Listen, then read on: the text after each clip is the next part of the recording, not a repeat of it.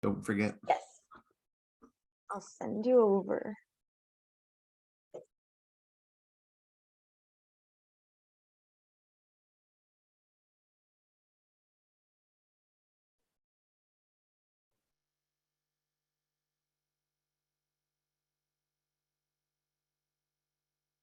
Hello, everyone. Thank you so much for joining us today. If you are watching live on Facebook and you'd like to hear this with English live translation, please join us on Zoom. And if you'd like to ask direct questions to our speaker, also please join us on Zoom. And now I'll pass it on to the amazing Professor Judith Boxer-Librand. You can take it away. Well, thank you very much. Thank you very much, Daphne, for your kind words. So Daphne is not only very efficient, but also very gentle and warm. And I'm really pleased to welcome today the person who is essentially responsible for me being attached with this gap. I mean, I'm welcoming Pedro González Corona. So I'll switch to Spanish, sorry. It is in Spanish. Bueno, agradecí y por cierto le doy la más cordial bienvenida a quien es responsable de mi participación. Él fue quien me invitó a la primer serie espléndida que organizó. El doctor González Corona es politólogo egresado de mi facultad, de nuestra Facultad de Ciencias Políticas y Sociales de la Universidad Nacional Autónoma de México. Él cursó estudios de maestría en la Universidad Metodista del Sur y se especializó en Derechos Humanos y Lingüística. Pedro es doctor en Historia de las Ideas por la Universidad de Texas en Dallas y sus áreas de interés y especialización son el Holocausto, genocidio, antisemitismo, derechos humanos y violencia estatal, todos temas convergentes en la relevancia y en la pertinencia de esta sesión. Pedro ha sido académico residente precisamente de ISGAP, el instituto que nos está dando cobijo para esta serie, el Instituto de Verano del 2018, que se llevó a cabo en Oxford, y asimismo es parte de la Junta Académica Internacional de ISGAP. Creo que en este sentido todos deben estar atentos también a los institutos de verano de ISGAP para todos aquellos ustedes que son estudiosos de la temática.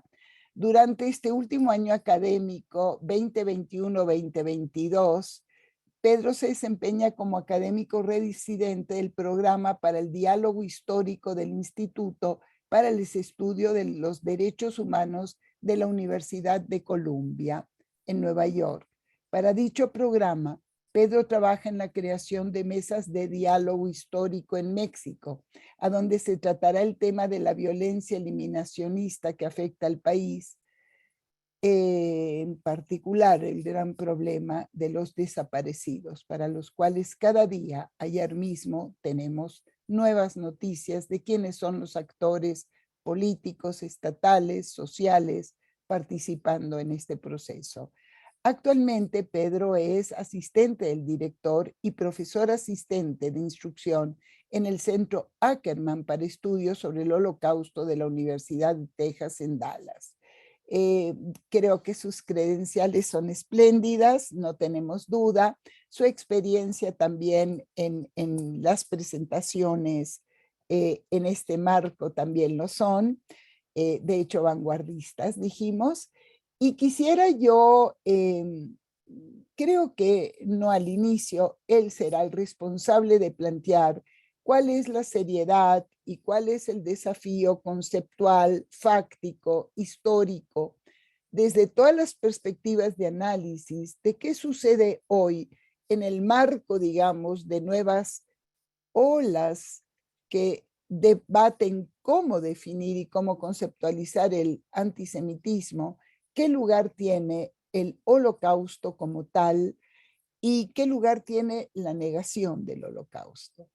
Creo que tanto el holocausto como hecho, como evento histórico, sujeto hoy a diferentes reflexiones y perspectivas, pero que es necesario retomar qué lugar lo tiene en América Latina, mientras estoy presentando, estoy recordando un trabajo conjunto con dos colegas, que no sé si se lo envía a Pedro, que tuvo que ver con historias conectadas o historias cruzadas, y cuál fue el nexo entre México, ¿no? Que es un objeto, digamos, una focalización, y el Holocausto. Toda América Latina tiene gran relevancia, la tuvo históricamente en sus aciertos y sus promesas incumplidas, y la tiene hoy. Entonces, Pedro, el escenario es tuyo, eres bienvenido y aquí estamos contigo. Muchísimas gracias, doctora Liverand. Es un placer estar aquí y, bueno, convivir con el público de ISGAP y poder tener la oportunidad de dialogar con usted, como siempre. Creo que es una pregunta excelente, pero una tarea increíblemente difícil de lograr. Entonces, bueno, se me ocurrió desde un inicio cuando usted me invitó a participar aquí en el seminario, eh, abordar una perspectiva latinoamericana. Sin embargo, después, conforme avanzó la investigación, quise darle una focalización específica. Y bueno, fue ahí cuando empecé a trabajar más en el tema de México. Para el final de la presentación siempre podemos hacer análisis comparativo. Usted ha trabajado extensamente el tema, entonces no creo que tengamos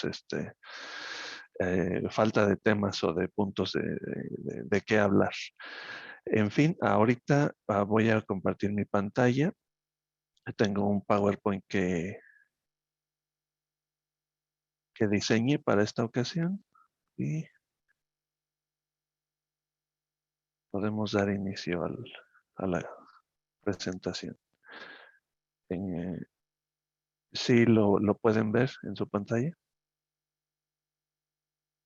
Muy bien. Bueno, precisamente por la complejidad, la fluidez, la porosidad, ¿no? Para usar términos de Benjamín, en la que se da esta batalla por y con la historia.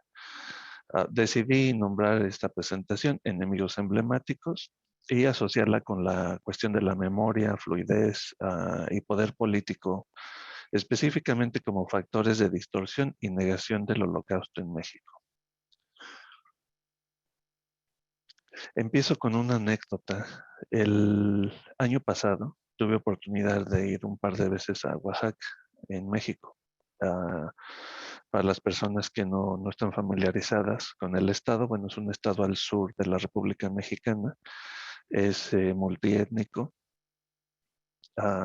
tiene muchas poblaciones indígenas y es una de de los lugares característicos en términos de la cultura y lo que conocemos como folclore en México. Al caminar por sus calles, uno tiene un encuentro con, con, con una cultura distinta en comparación, digamos, con la que puede uno encontrar en el Distrito Federal, en Monterrey, en otras ciudades del norte. Algo que me llamó poderosamente la atención es este tipo de pintas y el graffiti que hay en las paredes. Por ejemplo, la memoria intenta preservar el pasado solo para que le sea útil al presente. Procuremos que la memoria colectiva sirva para liberación y nunca para el sometimiento. Bueno, me gustó. Creo que es una ilustración poderosa de lo que es esta cultura que vemos en Oaxaca. Hasta ahí, pues, estaba, pues, no sé, tranquilo. Caminando otras cuadras, encontré este mural. Ya vemos que cambia el tono. Hay una pinta que dice Palestina libre, Colombia vive, que también me llama mucho la atención por la la cuestión de la mezcla, ¿no? En términos de geografía, lucha, represión social, etcétera. Y vemos la figura de un niño con una resortera que eh, creo que ya es icónico, sobre todo en las conversaciones que tenemos en términos de antisemitismo, ¿no? Global. Ah, sigo caminando y me encuentro más figuras, pero eh, a pesar de todo, yo en Oaxaca estoy por cuestiones de trabajo, ¿no? Entonces le pregunto a mi amigo y el anfitrión, Abraham Naón, que de qué se trata toda esta cultura. Entonces él me responde, me da su libro y me explica, ¿no? En, en Oaxaca hubo un proceso que él denomina guelaguetzificación. Esto es asociado con un festival anual que celebra la cultura oaxaqueña. En este festival se incluyen bailes, música, hay comida. Es una celebración de las culturas de la región. Para él, este proceso es un resultado en el que las élites se integraron a la construcción de imágenes identitarias, una discursividad de lo popular y de lo indígena. Pero hay un propósito, que es el de legitimar sus propios proyectos bajo la retórica de la unidad nacional. Esto creo que es importante porque también se llevó a cabo, sobre todo en los gobiernos postrevolucionarios. Me refiero a los gobiernos que se dan después de 1920 o durante los 20, 30, 40 en México. Y la respuesta concreta que me da Abraham es, bueno, es que esta producción de imágenes que se siente en las calles, que se ve, busca una ruptura con una visión lineal del arte, otorga una posibilidad de emancipación en su fundamentación política. Es un retorno a una radicalidad apagada por el lenguaje hegemónico. Cuando hablo de esta cultura, me refiero a que las pintas no solo están en las paredes, también hay calcomanías que están en muchas puertas, y también estas expresiones llegan a las galerías. Hay galerías donde se exhiben este tipo de obras que pretenden retornar a la radicalidad, ¿no? Como dice Abraham. Y bueno, hay otro tipo de trabajo que también siempre está en la temática de la resistencia, ¿no? De la defensa de lo local, ¿no? De las expresiones culturales locales. Entonces, bueno, eso lo comprendí, me gustó. Creo que es una reacción normal al tipo de gobierno que ha tenido México durante muchos años. Podemos aquí hablar de las características del sistema y del régimen político, pero no va a dar tiempo, ¿no?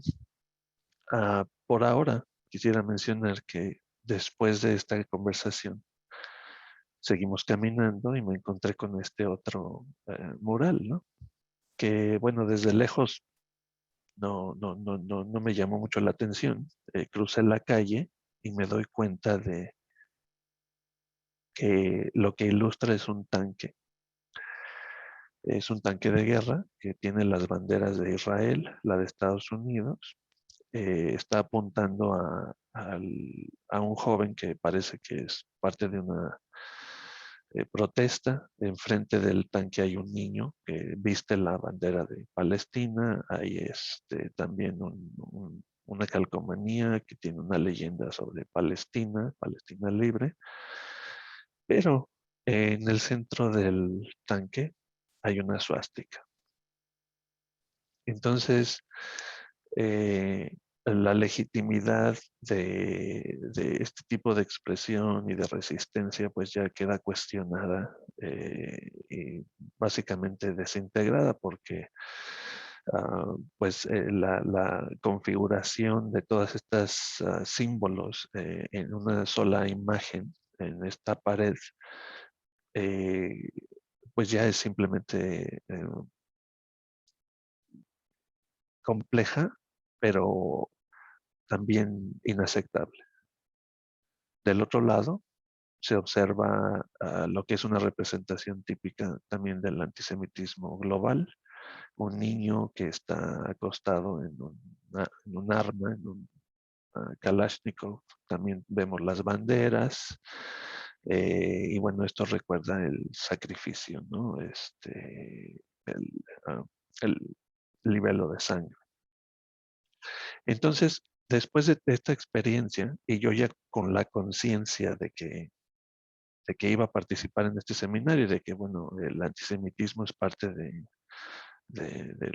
las materias de investigación en mi currículo, encargué un estudio y tomé como base un estudio que muy amablemente hace unos 3 años compartió conmigo Tribuna Israelí.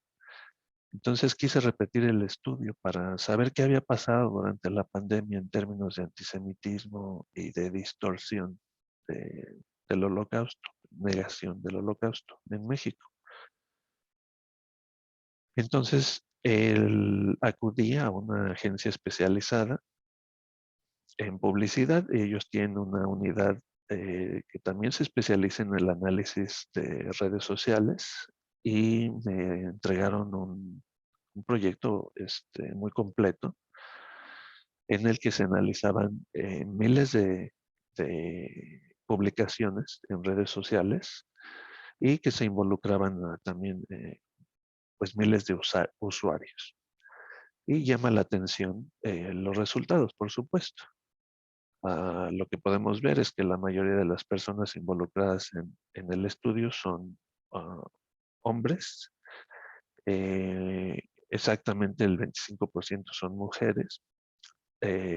Ambos en su totalidad son autores. Eso quiere decir que originan este tipo de comentarios, no solo los reproducen. Y bueno, la búsqueda de este tipo de expresiones y de publicaciones se da en términos de palabras clave.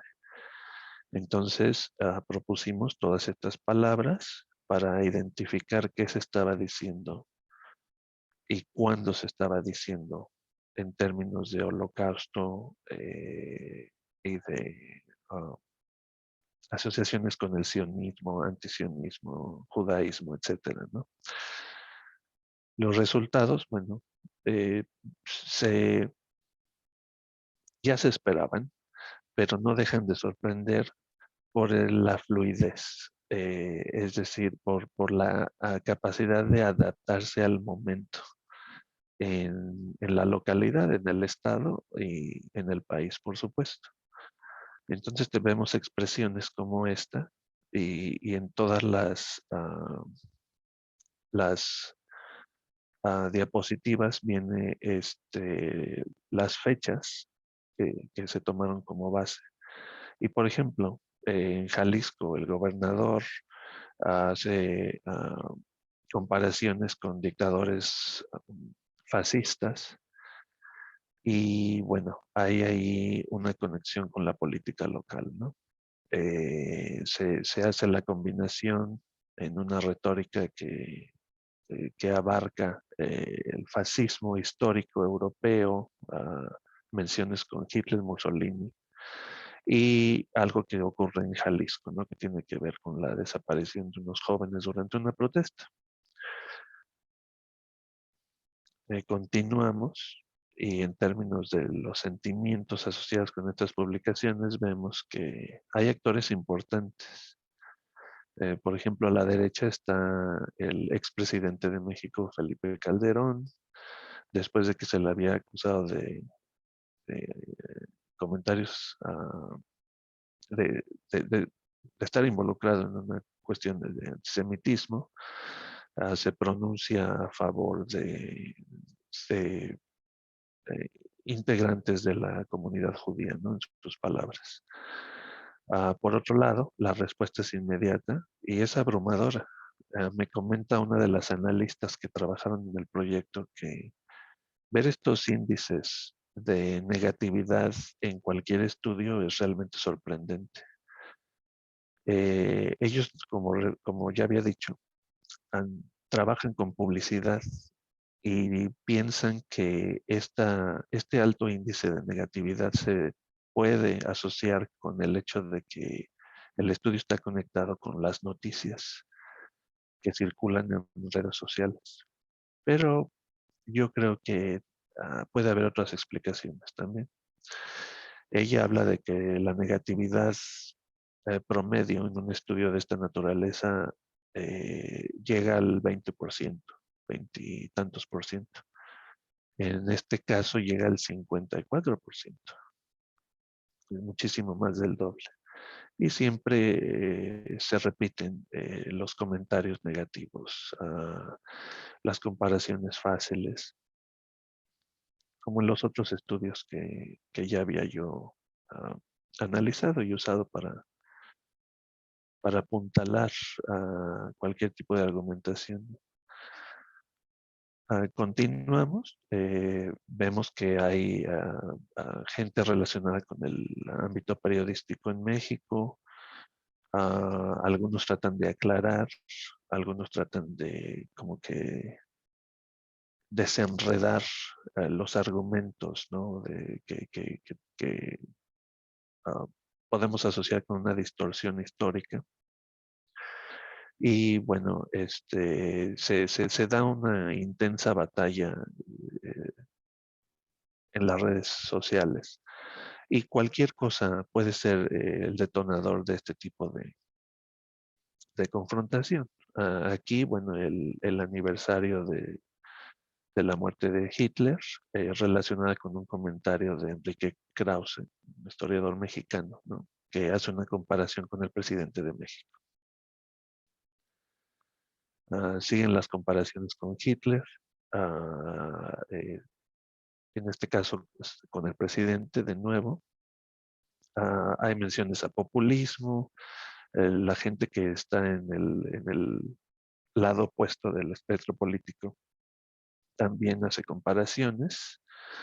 Uno de ellos es un destacado activista, Javier Sicilia, quien también no escapa de, de, de la tentación de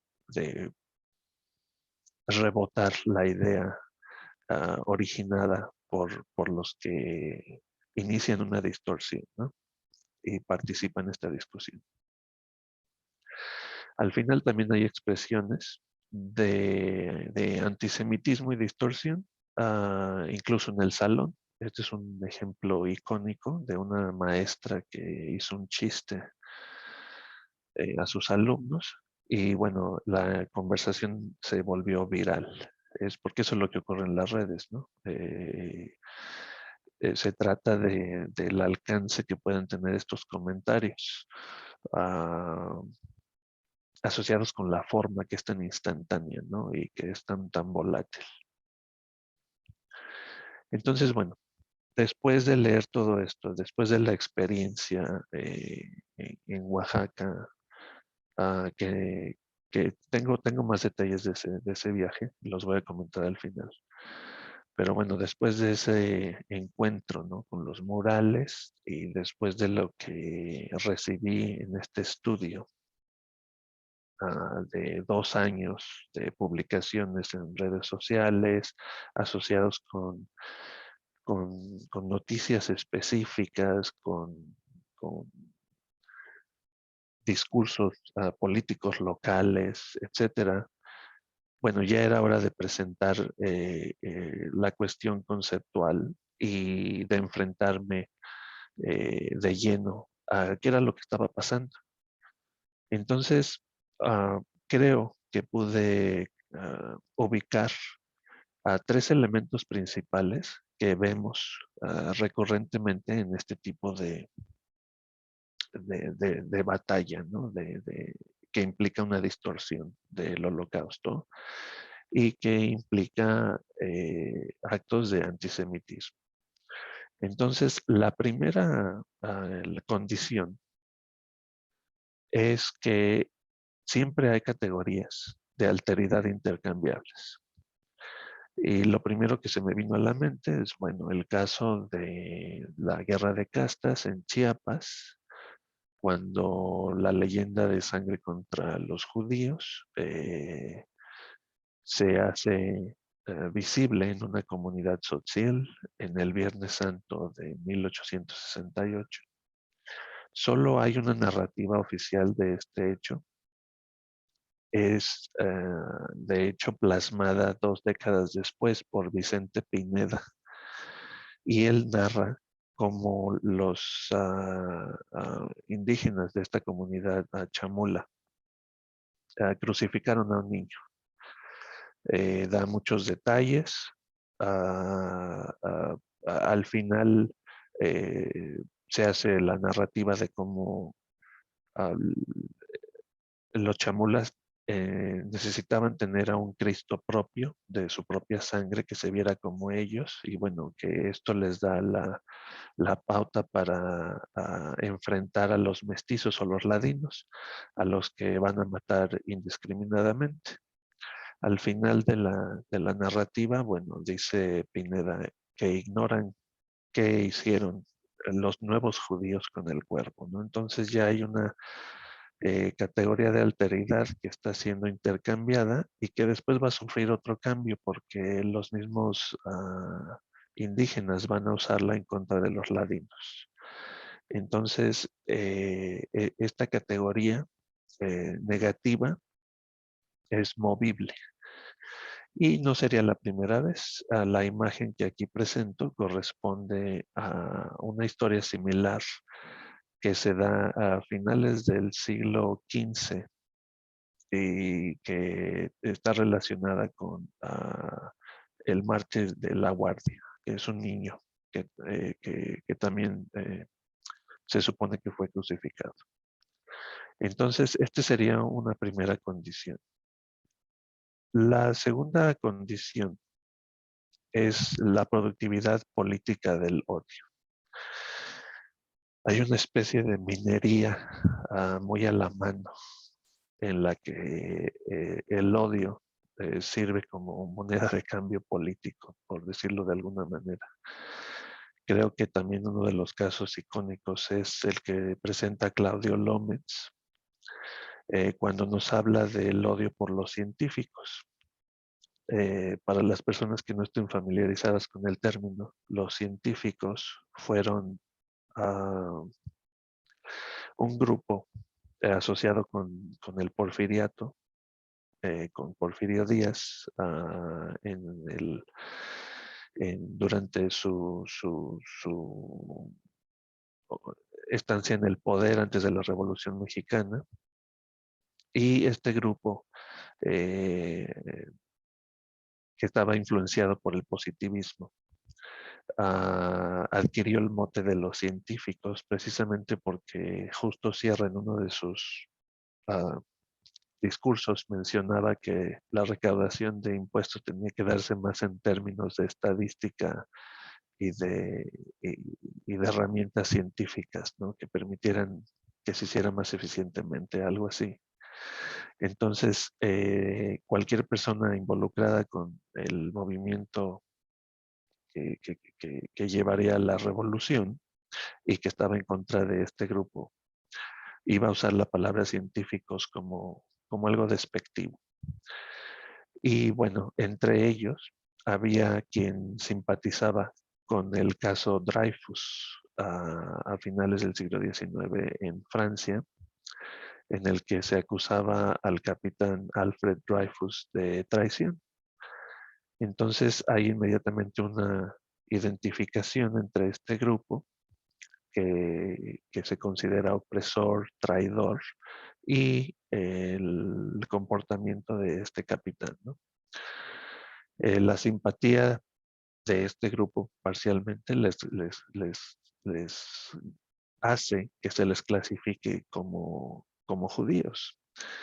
Y bueno, como ejemplo está el Correo Español, donde se dice que el caso Dreyfus, para describir a los científicos como los judíos de México, que estaban vendiendo al país a una potencia extranjera, o sea, los Estados Unidos, en vez de tomar partido por su propia sangre latina y su propia religión católica. Creo que ahí ya van dos palabras clave, ¿no? La sangre latina y religión católica, asociadas con esta cuestión de la productividad política. Una tercera condición que aparece constantemente, y las tres no se tienen que dar al mismo tiempo, pueden ser una o dos, es el llamado a la protección de la identidad nacional, ¿no?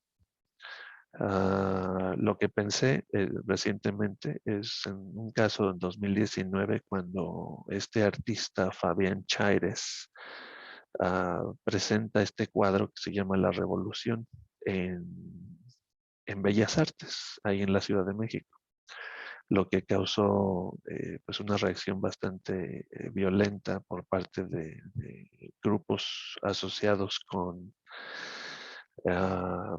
parientes de Emiliano Zapata, porque en la pintura lo que se muestra es un Emiliano Zapata, que fue un héroe de la Revolución Mexicana, en una manera en la que, bueno, pocas personas lo hubieran imaginado, es desnudo, sobre un caballo, feminizado, usando zapatos de tacón con una pistola, etcétera, ¿no? Lo que llama la atención aquí, aparte del reto al, al- a la cuestión de la representación de la Revolución Mexicana, es que en un video corto en el que se presentaba precisamente la confrontación de estos grupos y las autoridades de Bellas Artes, lo primero que se escucha, y se escucha muy fuerte, es que le gritan al director que él no es mexicano. Entonces, el hecho de, el hecho de retar la representación o la retórica o el significado de este tipo de símbolos implica que uno no es mexicano. Y por supuesto que el llamado de las personas que se identifican con alguna especie de distorsión histórica y sobre todo la del holocausto, están de alguna manera abrazando este llamado, ¿no? A la protección de lo que debe de ser nacional. Bueno, estas tres condiciones me parece que están atravesadas de alguna manera por dos perspectivas muy importantes en la historia de México y también para el caso de algunos países en Latinoamérica, y me refiero al plano racial. Creo que es importante decir que en México la cuestión de la raza ha sido muy importante al grado de que se hace mención incluso en el lema de nuestra querida universidad. Ah, pero en términos de las mezclas y de aquellas fantasías derivadas de una clasificación inspirada en la cría de caballos que se dieron durante la colonia, el mestizo ocupa un lugar central. Eh, Creo que es importante también aclarar que el mestizo es una fórmula, ¿no? Es la sumatoria, ¿no? De un español y una mujer indígena que da el mestizo y que a través del tiempo no eh, no se descarta, sino que fluctúa en términos del valor de los componentes de la fórmula. Los discursos políticos y escuelas del pensamiento van a analizar este asunto y le van a dar mayor o menor peso a la cuestión indígena y qué se tiene que hacer con esta fórmula. Pero al final de cuentas, yo creo que la mayoría de las personas se sienten de alguna manera orgullosas de decirse mestizos, ¿no? Sin darse cuenta de que, bueno, es una manera de insertarse en términos muy abstractos en una categorización, ¿no? Que al final de cuentas es fantástica, como las pinturas que aquí muestro, que son parte de un museo muy importante en la ciudad de Monterrey. El otro plano sobre el que actúan este tipo de distorsiones, bueno, es el plano religioso. Y el ejemplo que quería presentar hoy, no porque sean los únicos o porque es que sean los más significativos, sino porque se me hizo que podían ser pertinentes, es el caso de los grupos religiosos, específicamente los que menciona Manuel Buendía, ¿no? En el caso de Puebla, en los 60. Él como colaborador del Universal y en una serie de participaciones que él tiene entre los 60 y 70, identifica a un líder religioso, a Octaviano Márquez y los ultras que cultivaron no solo actos violentos y propaganda anticomunista, sino que también crearon una demonología propia contra sus enemigos ideológicos. Y el artículo en el del que tomo este párrafo incluye esta frase, ¿no? Que creo que es contundente. Judío igual a masón, masón igual a comunista, comunista igual a demonio. Entonces estamos dando, si ustedes gustan, saltos grandes desde mitad del siglo XIX hasta mitad del siglo XX, pero el lenguaje es muy parecido, ¿no? Y la capacidad de adaptación es la que también sorprende. Ahora, creo que el andamiaje conceptual y esta discusión, pues es muy importante para identificar a qué nos enfrentamos, pero también creo que es muy importante hablar de las consecuencias inmediatas. Uno de mis profesores y amigo muy querido, David Patterson, quien es también investigador de ISGAP y colaborador, uno de sus colaboradores más antiguos de ISGAP, habla en uno de sus libros sobre la consecuencia de la distorsión y la negación del holocausto en términos de lo que causa, del daño que causa a la alteridad, al otro. Y él usa el ejemplo del musulmán. Como ustedes recuerdan, este es una palabra que usa Primo Levi para describir a las personas que en los campos de concentración habían perdido eh, las ganas de vivir y que aunque no estaban muertos, ya eran incapaces de conectar con esta realidad, ¿no? Con estos planos de la realidad, bueno, los que estaban involucrados en un campo de concentración, ¿no? De los lugares más difíciles. Lo que dice David Patterson es que entre más íntima es nuestra relación con otros, más nos familiarizamos con sus historias. Esto se me hace muy importante porque el doctor Patterson habla del lenguaje más allá de los términos de la comunicación, de emisor-receptor, codificación, decodificación, etcétera. Él lo ve en la tradición judía y por eso nos dice que el lenguaje es como son los cimientos de las relaciones con los otros. Y por eso, al contar nuestras historias, nos relacionamos con las historias. Él usa en inglés la palabra tales, que pueden ser como las historias orales, ¿no? La que se transmite digamos, de una abuela a un nieto, entre familiares, ¿no? Entonces, nos relacionamos con las historias de otros, de toda la humanidad. Así, a través de la narración, la santidad de lo humano emana en el mundo. Y la memoria es la forma en que esto se asume, porque la memoria alberga nuestra humanidad.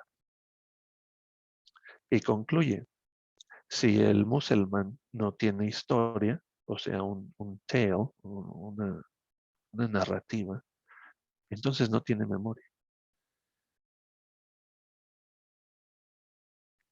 Lo que se puede interpretar como que una distorsión va más allá de, de, de simplemente alterar una narrativa sobre un suceso histórico, sobre un evento. Estamos realmente enfrentando y presenciando un ataque directo contra otro ser humano. Es el principio de un proceso de deshumanización. Es el desmantelamiento de la memoria que realmente alberga la humanidad del otro.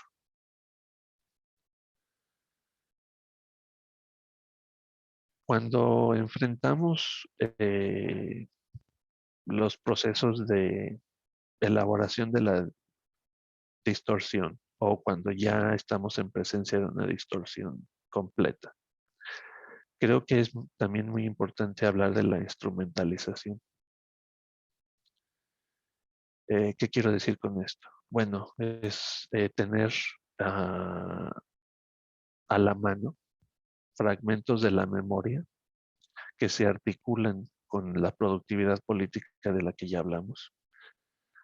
Y también representa abusar no de una historia común. Con esto me refiero a que, por ejemplo, no puede haber una historia común Palestina-Colombia, así como una gran historia con H mayúscula, sino que se abusa de una historia, y aquí sería, como decía David Patterson, un tale, ¿no? O sea, tal vez incluso hasta una anécdota en común, y de ahí se amplifica y se sustituyen muchos hechos históricos a través del uso de esta historia eh, con H minúscula como vínculo, ¿no? Entonces eso es lo que permite la instrumentalización. Hay también una transmisión y explotación del odio excavado de las ruinas de la historia. Y era lo que mencionaba al principio, ¿no? Que es como la minería, se va y se excava y se saca y se recupera. Y la plata, bueno, ha sido plata desde que la conocemos, ¿no? Entonces, creo que eso es muy valioso para la cuestión de la distorsión. Ahora, ¿y cómo explicar el encuentro, ¿no? que mencioné al principio, ¿no? En la ciudad de Oaxaca? ¿Cómo confrontar las cuestiones de política de extrema derecha en el México de los 60, de los 70? Cómo presenciar y cómo admirar estas expresiones culturales, ¿no? En las calles, cuando se está hablando de solidaridad, de antiimperialismo, etcétera, cuando se confunden muchos términos, ¿no? Entonces, creo que aquí conviene hablar de memoria competitiva. Esto es algo que me llamó mucho la atención, que que leí en un libro de uh, Michael Rothberg, y en el que presenta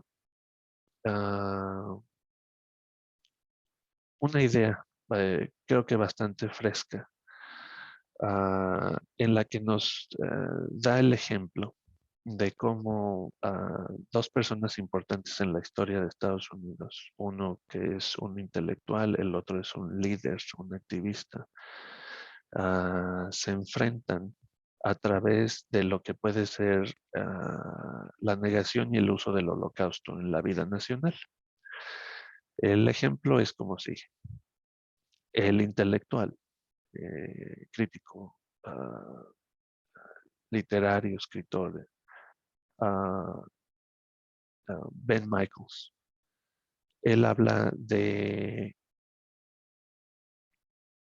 la situación en la que se pone uno de los líderes afroamericanos, estadounidense, cuando habla de que el Museo del Holocausto y la historia del Holocausto son como un eclipse que quita la luz a la historia de la esclavitud y de la opresión que se dio y que se dan aquí en Estados Unidos en términos de división racial, específicamente angloamericanos y afroamericanos. Entonces, lo que nota Rothberg es que la memoria aquí es competitiva, es una o la otra, es una suma cero. Es distintas direcciones llegan a un punto cero, no hay ganancia. Sin embargo, lo que él propone es un desplazamiento hacia una memoria que puede tener muchas direcciones, donde no se compite. Entonces, al no competir, lo que se aprovecha es una plataforma de conciencia común. Y en el caso de estos dos personajes, ya no se trata de ver quién gana el acceso, el privilegio de la memoria, o cómo se sustituye. Se ve de una manera distinta porque en una memoria multidireccional se aprovecha la conciencia y se puede lograr una negociación, un análisis de múltiples intersecciones y se puede tomar ventaja de los préstamos que puede haber para interpretar las cuestiones locales.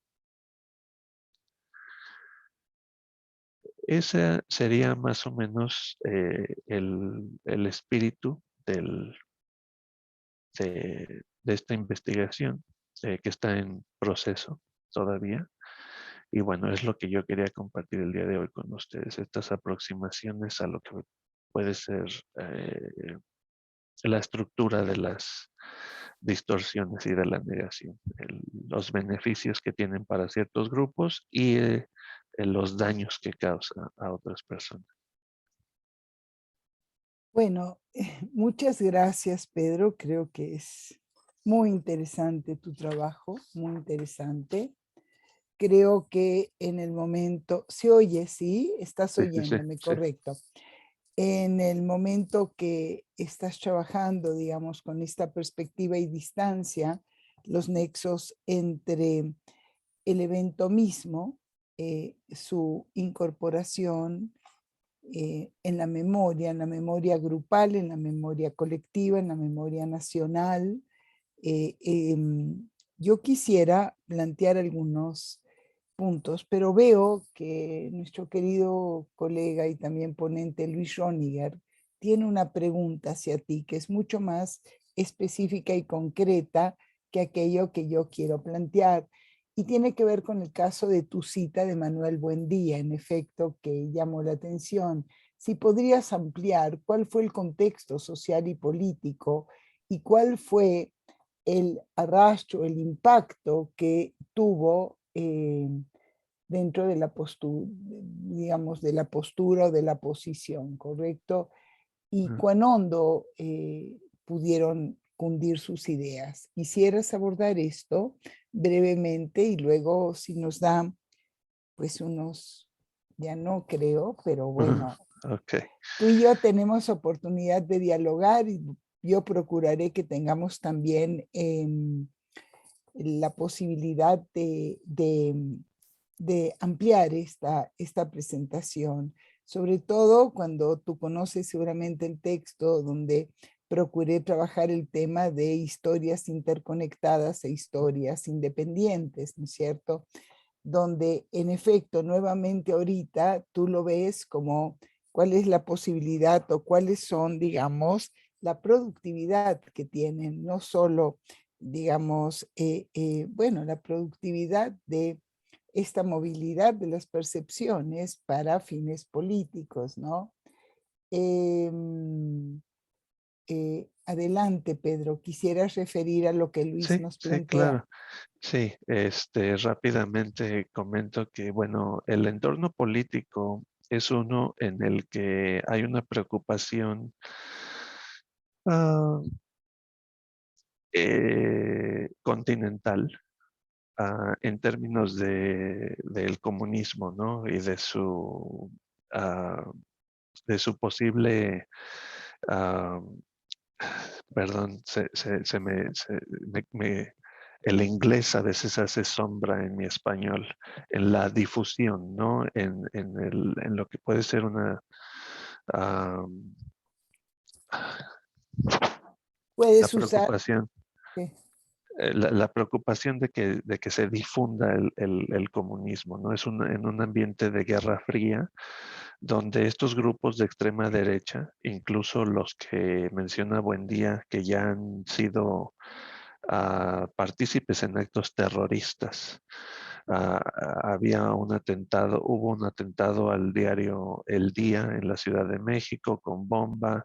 Hay grupos que se autoidentifican con el fascismo y bueno, están liderados por también personas importantes de la Iglesia Católica.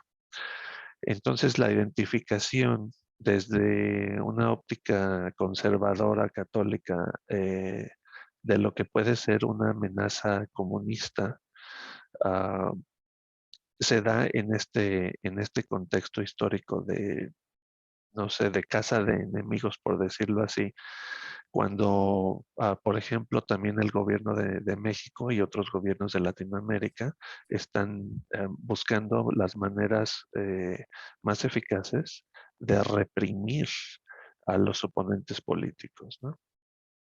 Creo que aquí no está México solo, no es un caso único, tenemos numerosos casos en Latinoamérica en los que no solo la intersección de estas ideas que se oponen en términos de su ubicación en un espectro político, también ah, tienen un matiz económico de ideas, de- no sé, neoliberales, de sistema económico, imposición de nuevos regímenes, etcétera.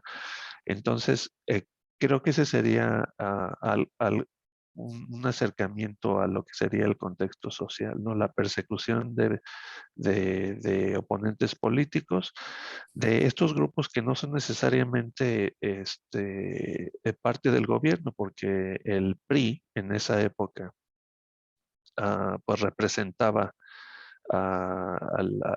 lo que se denomina la dictadura perfecta, ¿no? Que siempre fue como que una ideología socialdemócrata, al menos en cuestiones de régimen. El sistema político era totalmente distinto. Entonces, esa podría ser una manera de ilustrar el contexto social, ¿no?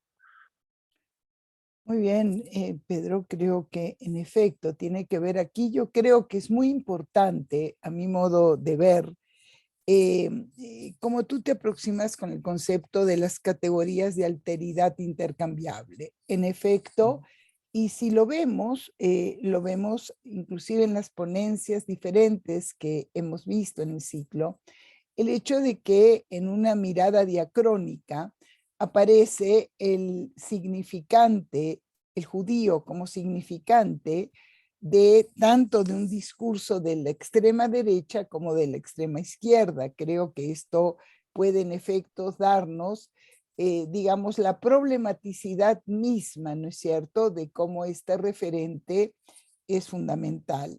Creo que lo que aquí estás planteando es un capítulo muy interesante, o sea, porque lo retomas desde el crimen ritual, digamos, inicial que es visto, ¿no?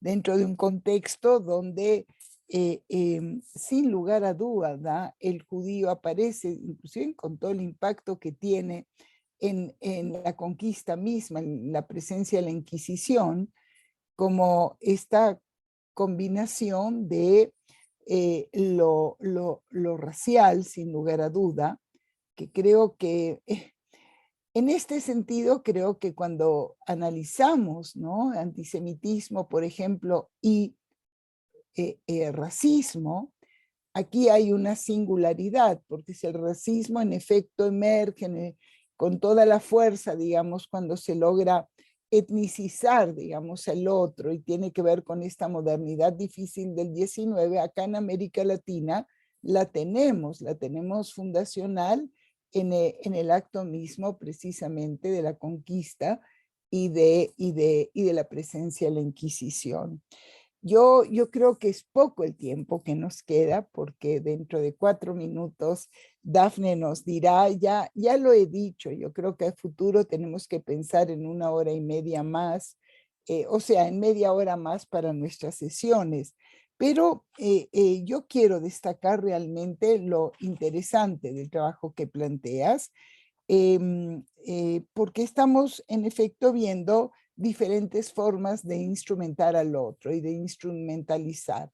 Ahora, el impacto que tiene la racialización y la etnicización, vamos a decir, lo tiene que ver con la construcción misma de la ciudadanía en México, ¿correcto? O Sí. sea, más como una ciudadanía étnica que como una ciudadanía cívica. Y de ahí los dilemas tan fuertes que tenemos. Bueno, yo quisiera darte a ti estos últimos minutos. Yo veo aquí algunas otras observaciones, desde una,